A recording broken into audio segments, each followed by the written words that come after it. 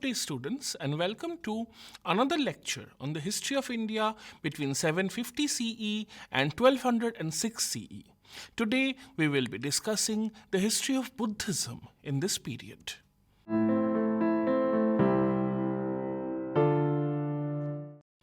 Now, generally, it is accepted that Buddhism declined in India during the early medieval period.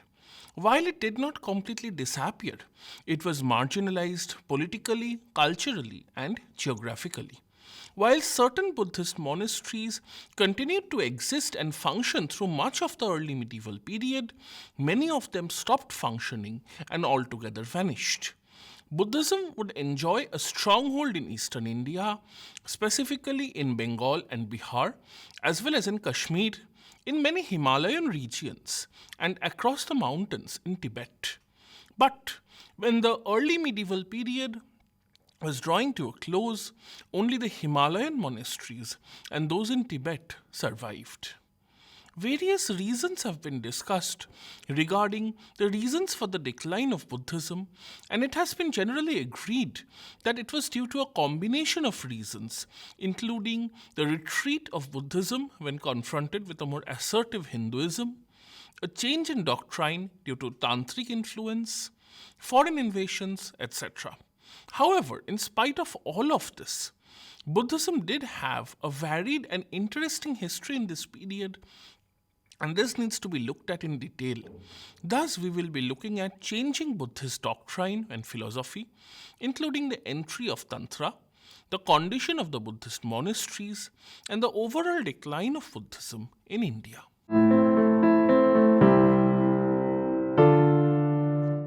Now, if we take an overview of the Buddhist experience in the early medieval period, we see that even though there is a consensus on the decline of Buddhism in India during the early medieval period, this process needs to be understood in the broader historical context. Historian Ronald Davidson has remarked that Buddhism of this era seemed to have lost the vitality that it had demonstrated during the Gupta period. Lars Fogelin, who has written an excellent history of Indian Buddhism using the methods of archaeology, agrees. He has pointed out that the Chinese traveler and scholar Xuanzang, also known as Huan Sang, had discovered that many of the smaller monasteries and pilgrimage sites of Buddhism in India were abandoned as early as 631 CE, which is a notable contrast to the descriptions of Faxian, also known as Fahian, who had visited India 2 centuries earlier. Xuanzang would go on to note that while the smaller institutions were withering, the larger monasteries were like luxurious fortresses, fed by massive landholdings, practicing scholastic forms of Buddhism which was divorced from the daily lives of the masses. Clearly, some major changes were underway in the religion. This sentiment is echoed by Davidson, who points out that Buddhist practice and activities no longer seem to have obvious benefits for the people. This allowed Hindu representatives like Shankar to depict Buddhism as deceitful and harmful. Ronald Davidson has argued that Buddhism in the early medieval period took an esoteric turn which was already reflected in specific social changes.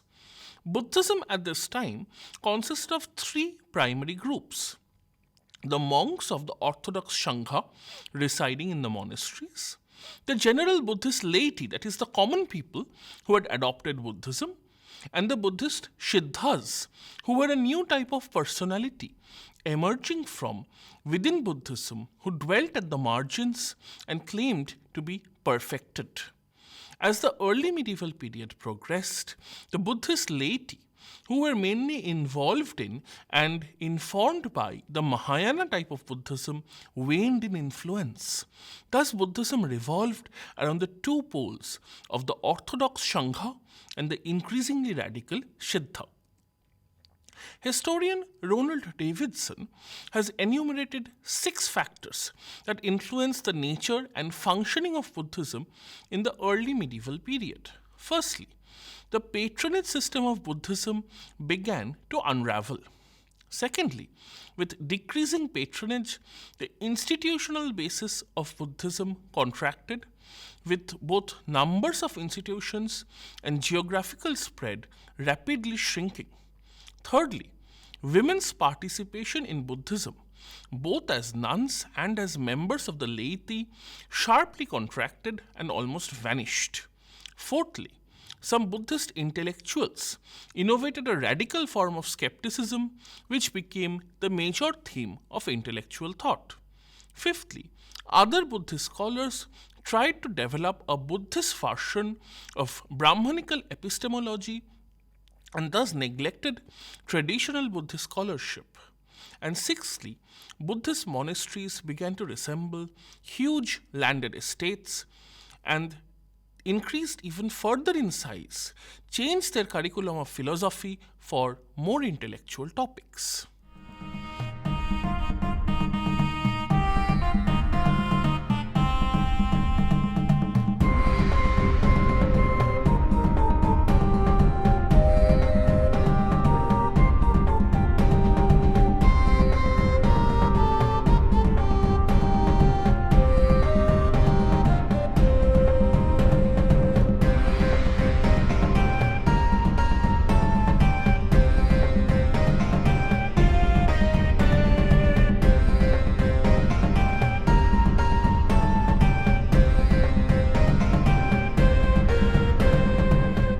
Loss of patronage was a serious problem, and it definitely contributed to the crisis of Buddhism.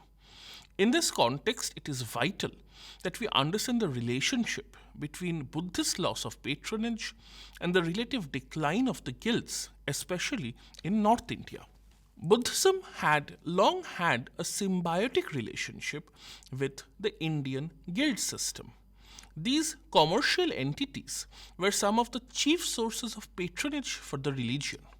In return, Buddhist monks helped the merchants in the fields of education, medical treatment, shelter during the journeys, and provided them with protective amulets, skilled translation services, and even loans of capital.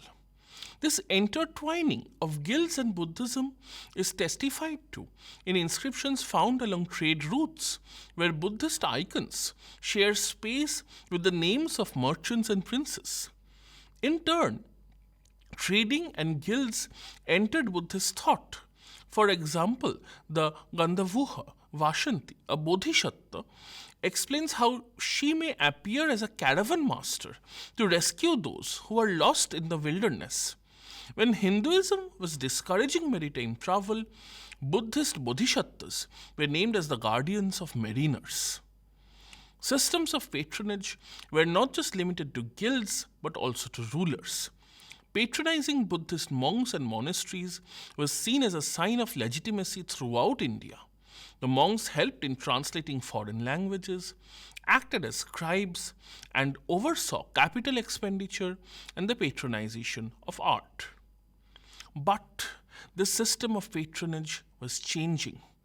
There was a tendency for Indian guilds to drift more towards land ownership and become feudatory entities.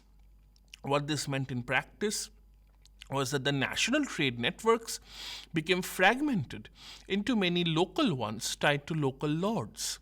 The guilds essentially became tributary to the landed lords who needed their resources for military campaigns.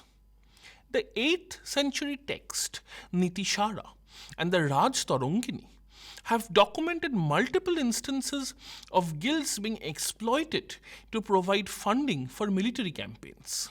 Moreover, guilds could also be potential rivals in terms of power, as militarized merchants or guilds arming ascetic orders were well known.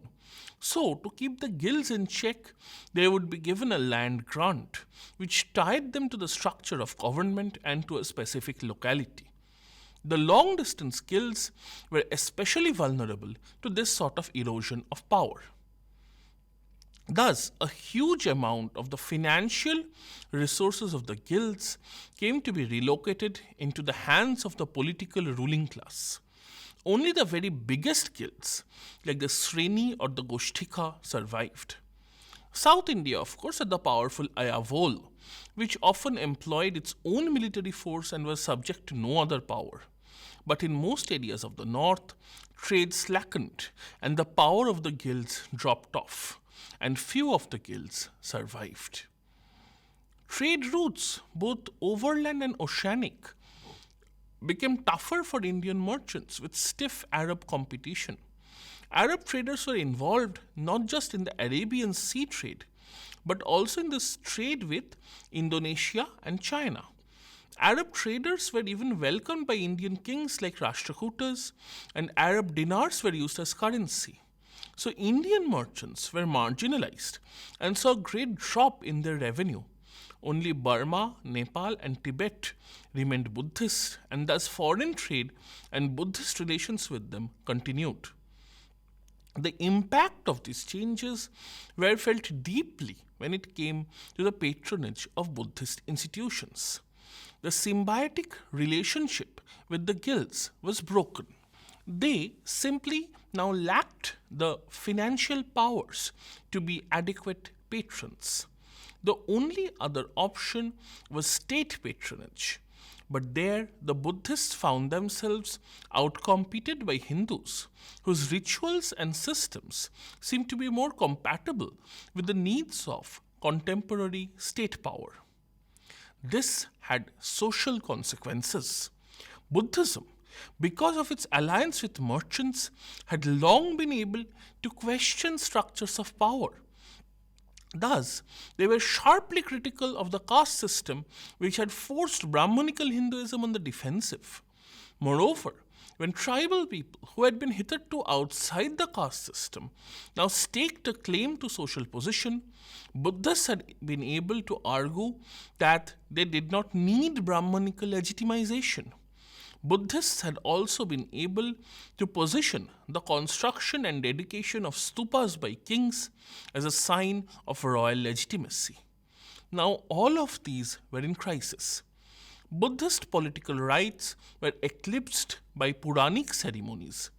In case of the socially marginalized, where Buddhists had enjoyed a virtual monopoly, there was a stiff challenge from the Poshupata missionaries, who were Shaiva ascetics, emulating Buddhist methods of teaching and adopting the marginalized people.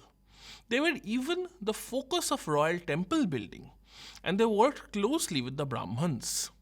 Thus, in the space of a few decades, from the mid 7th century, Buddhism was faced with multiple crises: loss of patronage, loss of old areas of dominance, challenges from other groups.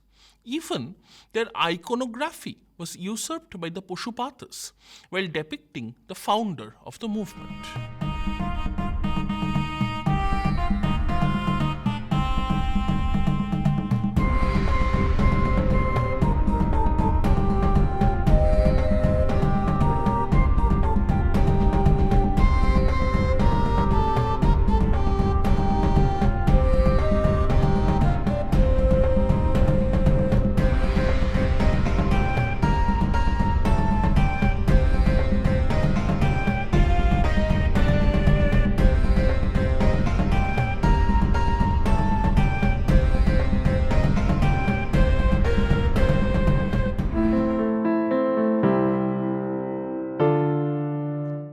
But it should be briefly noted that while generally Buddhism was declining in an all India context, it did receive substantial support and patronage in eastern India, in Bihar and Bengal under the Pal kings.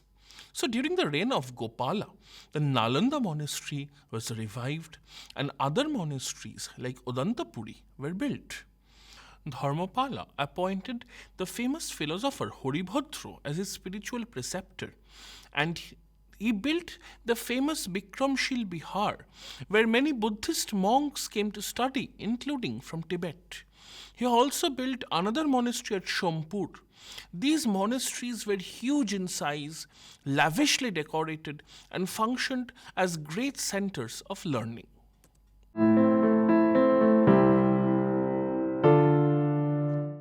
Now we must look at how doctrine changed in Buddhism. Along with the general all India decline in patronage, there was a developing crisis in Buddhist doctrine. Earlier, Buddhist doctrine had depended on collective and consensual interpretation of scripture. However, in the early medieval period, there was a perception of weakness about doctrine as it came under frontal assault from the Brahmanical Hindu religion. Their antagonists were using the epistemological vocabulary of the wider Indian world, and this provoked the reaction of forcing many Buddhists to turn towards non Buddhist epistemology for their own counter arguments and reassurance. While the inclusion of epistemology in Buddhist texts was nothing new, it had increasingly moved from being of marginal importance to central importance. Initially, it had been supplementary in nature and not crucial to the intellectual basis of the system. Now, however, it became the driving force behind much of Buddhist intellectual discourse. The Buddhist scholar Dignac decided to employ new standards of authenticity while verifying the significance of the words of Buddha. The traditional Buddhist criteria was that anything which was properly said and taught, which could lead to nirvana, should be understood to be the doctrine of Buddha. The ancient Buddhist ideal was that dharma was independent of Buddha, and therefore it was dharma that was to be relied upon. Instead, Dignac approached the scripture through the structure of commonly held Indian values. So Buddha became the repository of valid reasoning, and therefore one individual was valorized at the cost of the value of the message itself, which was directly contradictory to Buddhist teachings. According to historian Ronald Davidson, this position had short term gains and long term negative consequences. In the short term, Buddha became central to Buddhist epistemology, and later scholars like Dharmakirti presented him as the source of unconflicted truth. In the long term, however, this shifted the terms of the intellectual discourse surrounding Buddhism, and Buddhist debaters had to defend whether it was Buddha himself who was wrong or whether theirs was the error. This plunged them into a type of argumentation that was contrary to all of Buddhist tradition and one it was ill equipped to adopt. The result was that Buddhist intellectual arguments appeared to be weak and unconvincing to political leaders, who were now the principal dispensers of patronage. Thus, the erosion of Buddhist support continued.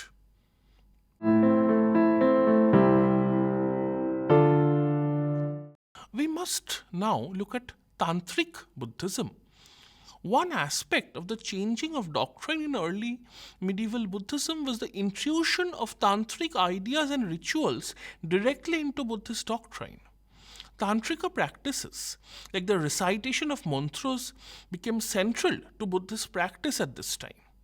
Texts like the Gujja Samaj and the Manjusrimala Kulpa have gone into the details about the importance and use of mantras. This was accompanied by the focus on a large pantheon. While Mahayana Buddhism had included the worship of bodhisattvas, buddhas, demigods, etc., Tantrika Buddhism vastly amplified this.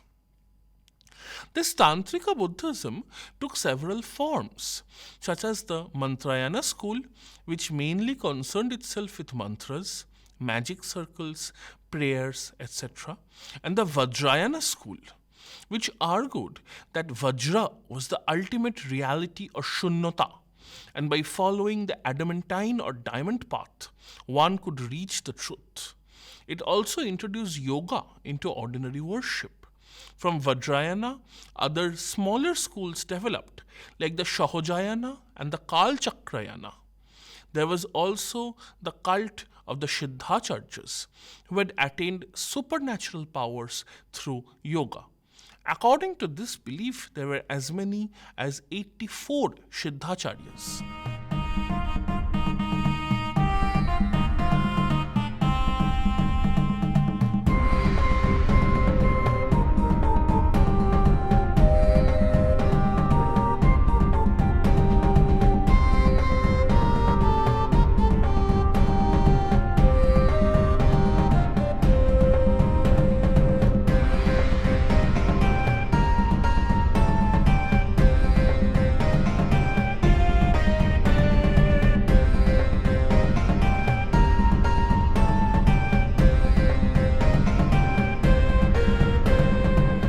Now, Tantrika Buddhism has been criticized by many modern scholars because, according to them, it engulfed Buddhism in mysticism and vulgarity.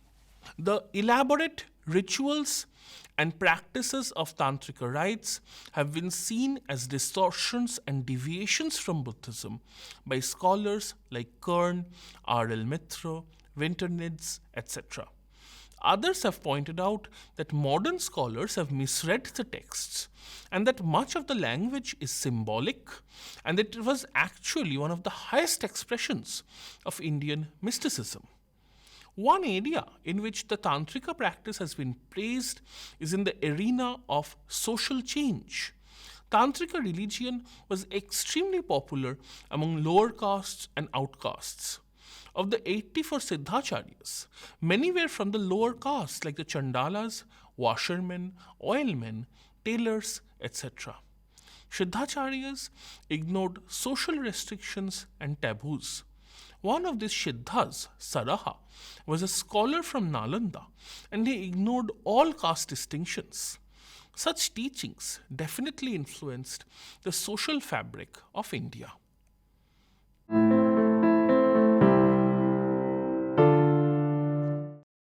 Now, we must look at the changing nature of Buddhist monasteries.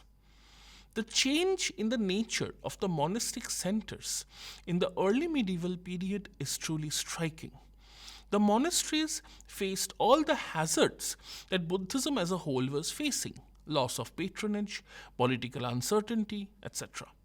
The big urban centers too faced several crises, and the population shifted to smaller market centers. Buddhism itself came to be geographically pushed away from North India. It was in this period that we see a change in the nature of the monasteries. They came to resemble feudal structures. This pattern can be distinguished from the 7th to the 14th centuries. The abbots administered the monastic estates and established relations of loyalty in ways highly reminiscent of feudalism. The great monasteries, or the Mahaviharas, established numerous branch institutions and they acted like feudal representatives of the mother institution. There were also changes in monastic architecture, and it has been remarked that they came to resemble each other. Earlier, sites like Nagarjunkonda, Shanchi, Taxila, and Ellora had different layouts and showcased a wide array of local variations. However, the Mahaviharas or the great monasteries came to have broadly similar structure and layout. An example was the ubiquitous Dharma Chakra, where the wheel of Dharma was set between two deer above the name of the institution. Most famous of the monasteries was undoubtedly Nalanda. Nalanda was absolutely enormous, with Huensang saying it had several thousand monks and disciples, and I Ching specifying around 3,000. Both from their descriptions and archaeological excavations, we know that there were at least 8 large monastic structures and 2 smaller ones. The entire area was more than a kilometer long and another kilometer wide. It was surrounded by a wall. The buildings were remarkably tall. All textual descriptions of Nalanda have repeatedly emphasized the beauty of its construction.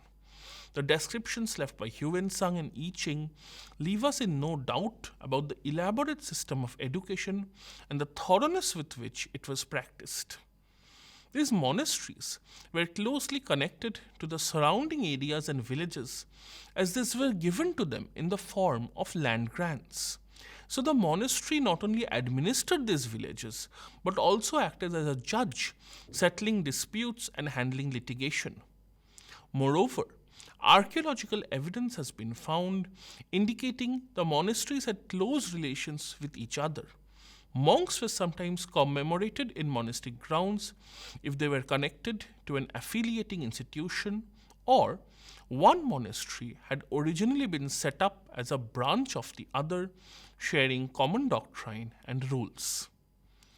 Since the monasteries survived on endowments given by feudal rulers, it was expected that they would reciprocate in the form of different services, such as supervising education, performing rituals, etc.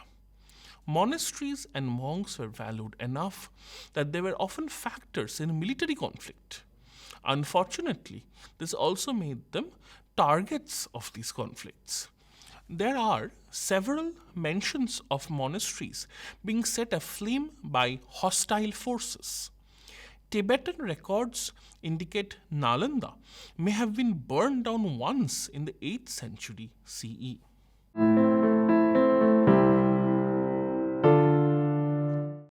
And so we come to our conclusion. Buddhism in early medieval India was a very different religion from the early historical period. It was declining and on the defensive, innovating with new doctrinal practices, and its monasteries had changed their character. While it continued to be popular and widely followed in some areas, the zenith of its fame and power was in the past. Thus, it would continue to dwindle, becoming only a very marginal religion in the country of its birth, even as it flourished elsewhere around the world. Thank you.